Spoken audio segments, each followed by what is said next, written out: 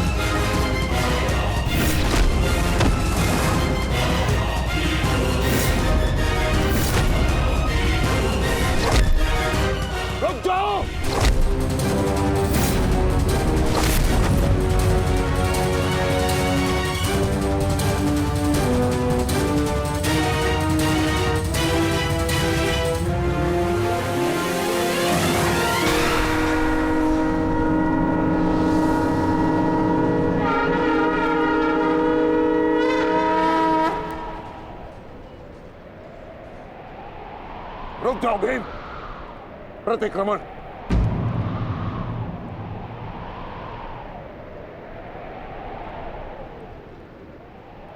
प्रतिक्रमण की मांग की है मैंने, रुक जाओ। और मुझे प्रतिकार की मांग है आचार्य, प्रतिकार की।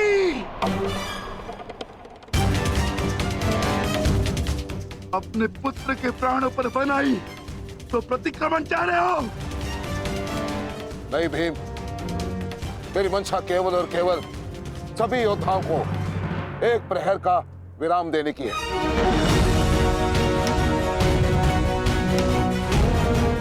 जिसकी आवश्यकता तुम्हें भी है। जाओ, अपने पुत्र का अंतिम संस्कार कर लो। ठहरो भीम।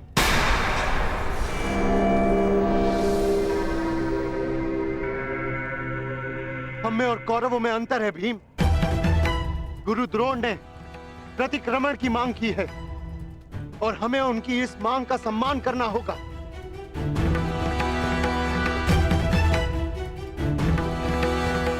मत करो भीम, मत करो। छोड़ दो भीम, छोड़ दो इसे।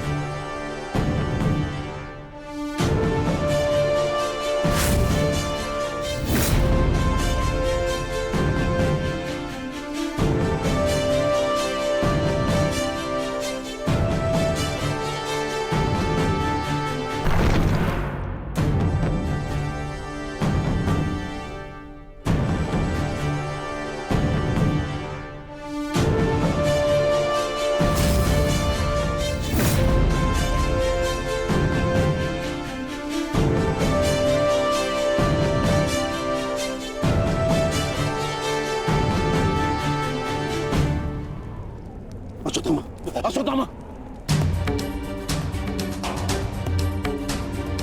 तुम ठीक तो हो पुत्र? पिताश्री,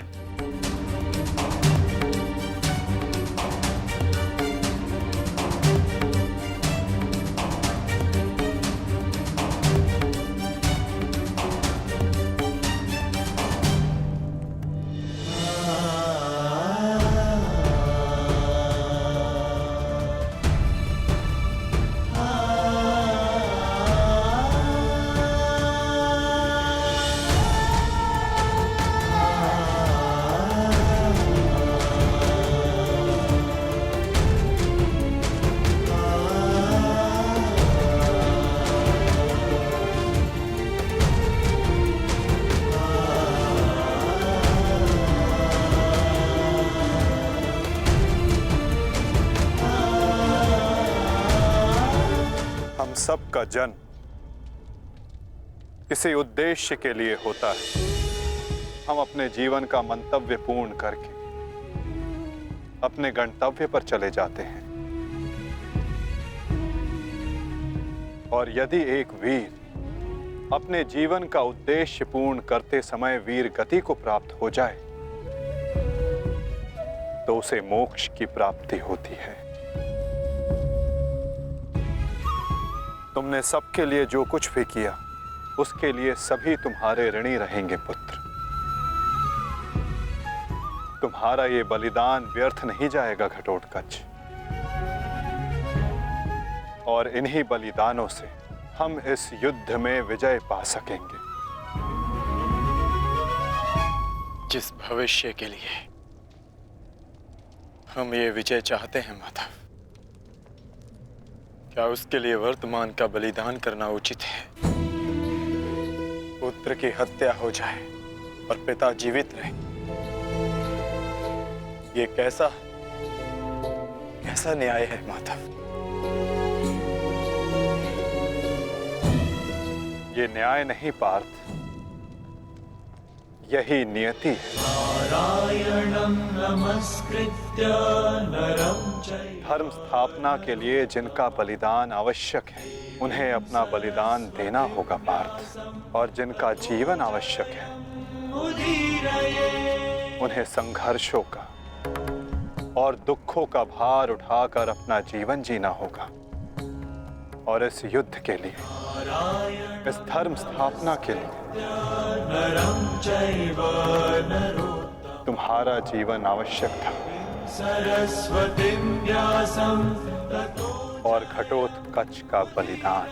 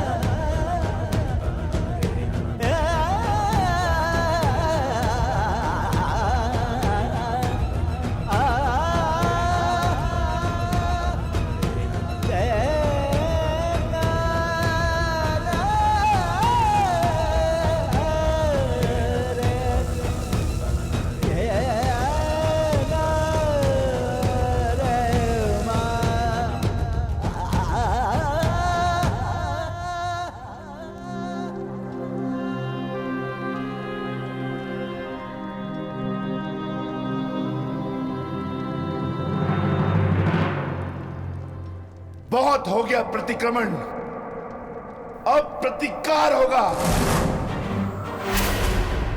प्रतिकार होगा विकोदर, और वो भी उचित स्थान पर। और अब हमारा लक्ष्य होगा कौरव सेनापति द्रोण।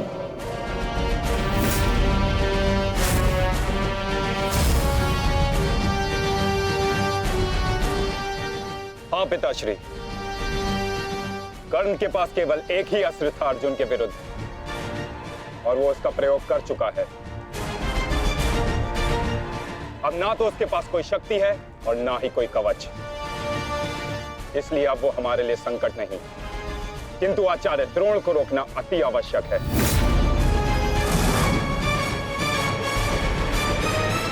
उन्होंने आज भी हमारी सेना को बहुत भारी क्षति पहुंचाई है। अब द्रोण का वध आवश्यक है।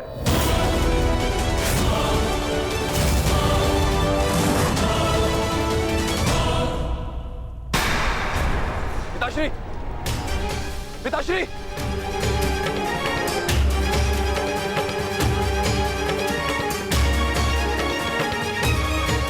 मैं कायरों की भांति युद्ध भूमि छोड़कर नहीं जाऊंगा। मैंने मित्र दुर्योधन को वचन दिया और मैं अपना वचन नहीं तोड़ सकता। एक बात का स्मरण रहे अश्वत्थामा कि धर्म अधर्म की बात करना हमें शोभा नहीं देता।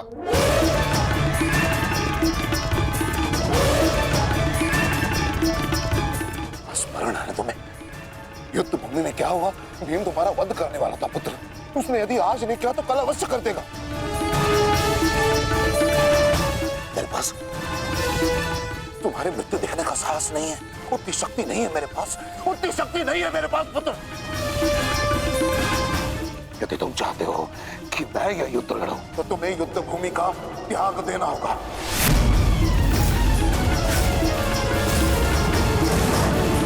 वचन दो मुझे कि तुम युद्ध भूमि का त्याग कर दोगे। वचन दो।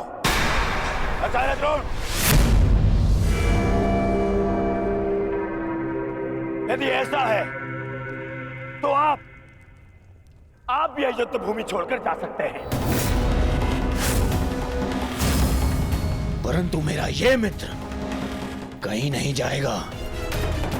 वैसे भी आप हमारे सेनापति हैं ना। सेनापति होने के पश्चात भी आप उन विपक्षियों का कुछ कर नहीं पाए, क्योंकि वो विपक्षी आपके प्रिय शिष्य हैं, इसलिए कुछ नहीं कर पाए हैं आप। शांत हो जाओ मित्र।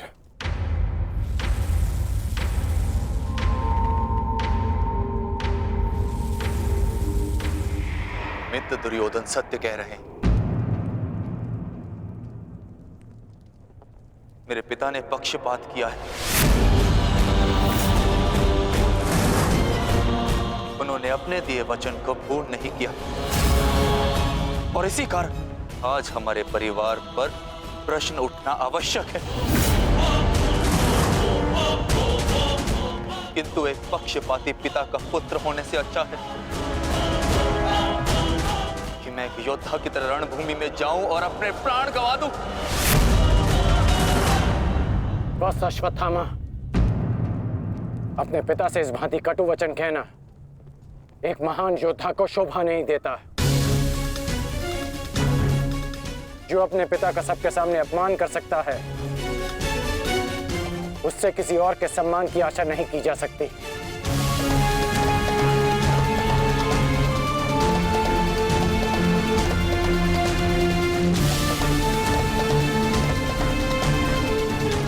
क्षमा कर दीजिए पिताश्री, परंतु मैं इस युद्ध भूमि को छोड़कर कहीं नहीं जाऊंगा।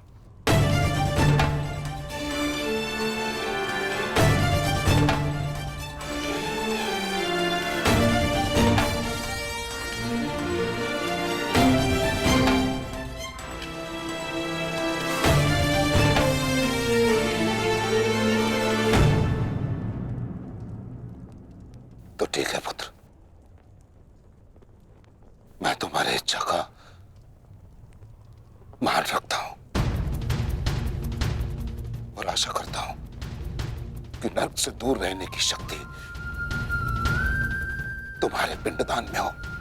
आज केवल तुम्हारे कारण मुझे संपूर्णता से धर्म का त्याग करना होगा। एक पुत्र पिता के लिए बल होता है, परंतु आज तुम मेरे लिए निर्बलता सिद्ध है।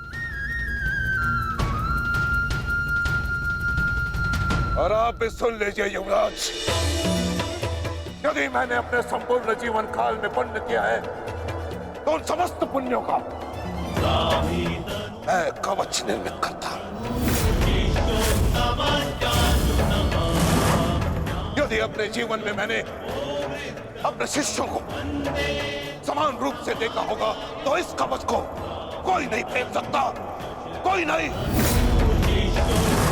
यदि मैंने अपने शिष्यों को संभावना से कम और समर्पण से अधिक शिक्षा नहीं दी होगी तो आज मेरे हाथों से मेरे शस्त्रों को कोई नहीं छीन सकता। इसलिए मैं भारद्वाज पुत्र द्रोण प्रण लेता हूं कि इस कुरुक्षेत्र में जो योद्धा मेरे समक्ष आएगा मैं उसका वध कर दूंगा।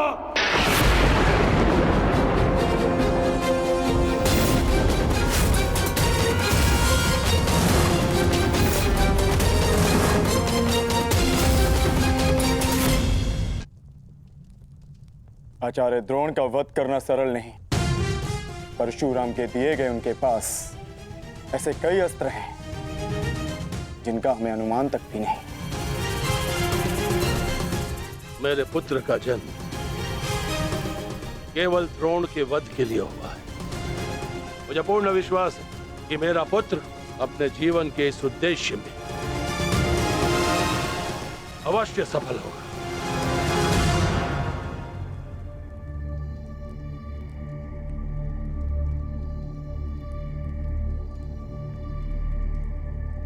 ये युद्ध सरल नहीं है कर्ण। तुम्हें अपना ध्यान केवल युद्ध पर केंद्रित करना होगा। मेरी चिंता का कारण मोह है वृषाली। वो मोह जो बड़े से बड़े योद्धा को निर्बल कर देता है, और किसी की निर्बलता शत्रु का सबसे बड़ा शस्त्र न बन जाए। बस इसी बात की चिंता है। तुम्हारी चिंता स्वाभाविक है पार्थ। आचार्य द्रोण का वध करना सरल नहीं है, दृष्टद्युम्न के लिए भी नहीं।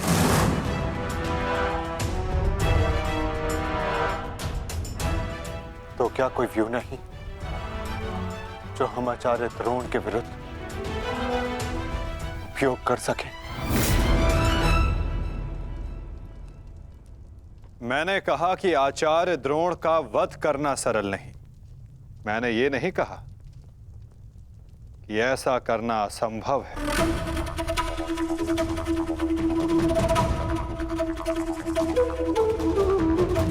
एक व्यू है जिसे आचार्य द्रोण भी नहीं तोड़ सकते।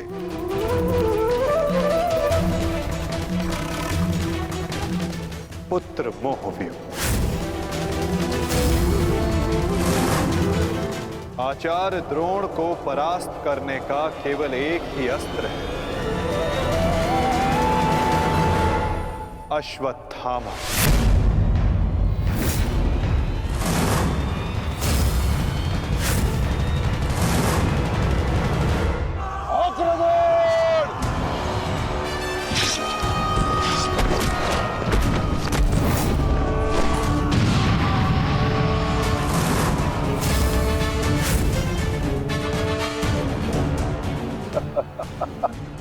अच्छा है, तीसों भाई एक साथ मेरे समक्ष आ गए।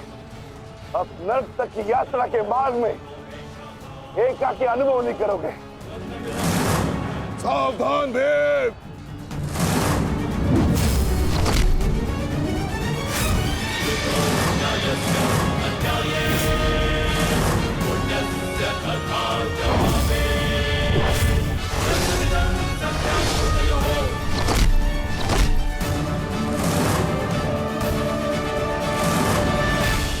आज मैं हस्तिनापुर नरेश महाराज धृतराष्ट्र के सभी पुत्रों का कवच हूं। यदि किसी ने भी उन्हें हानि पहुंचाने का दुस्साहस किया तो उसे मृत्यु मैं स्वयं दूंगा, और ये मेरा संकल्प है।